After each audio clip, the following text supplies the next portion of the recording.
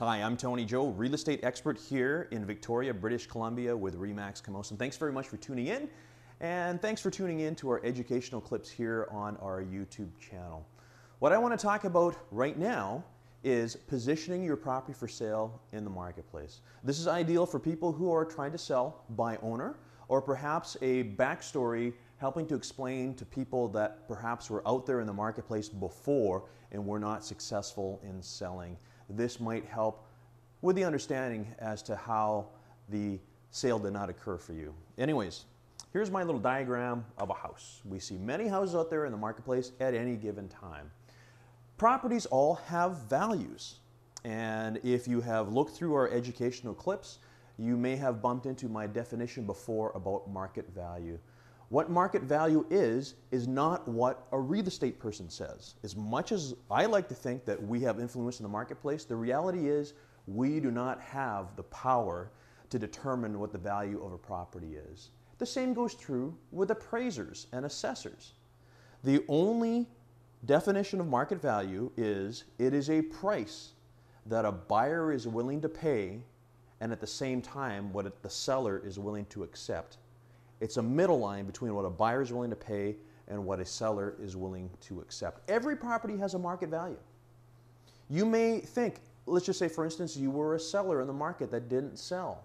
You may have some frustration. Perhaps you're wondering why the property didn't sell. You're wondering why nobody liked your home. It does not have to do with people not liking your home, frankly, because when you think about it, there is a buyer for every property. There's a buyer for every property. And I know this, and I tell this to people all the time because, and you will understand too, drive down Shelbourne Street, drive down Quadra Street, drive down Mackenzie. They're all busy streets, yet people live there. More specifically, people buy there. So I need to ask you this question. If you were looking at real estate, why would you buy on a busy street? Why would you buy on the Pat Bay Highway? Why would you buy on the Trans-Canada Highway? Would you buy there? You probably would if the price was appropriate. So you know that properties on Shelbourne Street, for instance, are valued less, to the point where if the property was even 1 block in, 2 blocks in, the value is quite markedly different. And the reason for that is people, they don't pay a premium for being a block away. However, they would be willing to pay a discounted value on things that are on busy streets.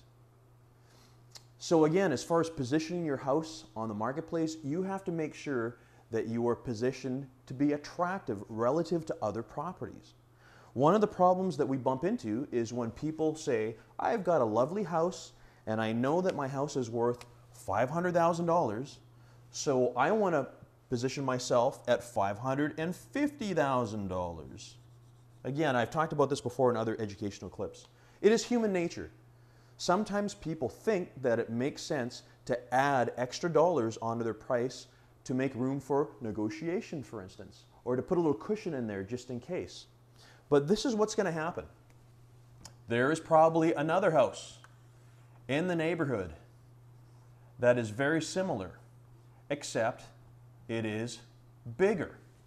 It has more square footage. It's got more features. It may have a brand new kitchen with granite countertops. And it would be listed at $550,000. So talking about positioning, if you had your $500,000 house and you position at $550,000, what is wrong with this picture here?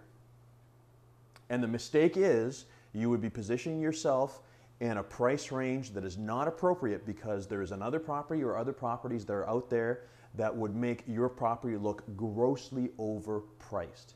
In fact, we've heard many cases before where agents will literally show these other properties here just to make their properties look better and just to make this property seem more appealing, because in reality, that is what will happen.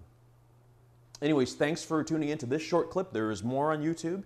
Please feel free to contact me if you have any questions or if I can help you in any way. Thanks very much.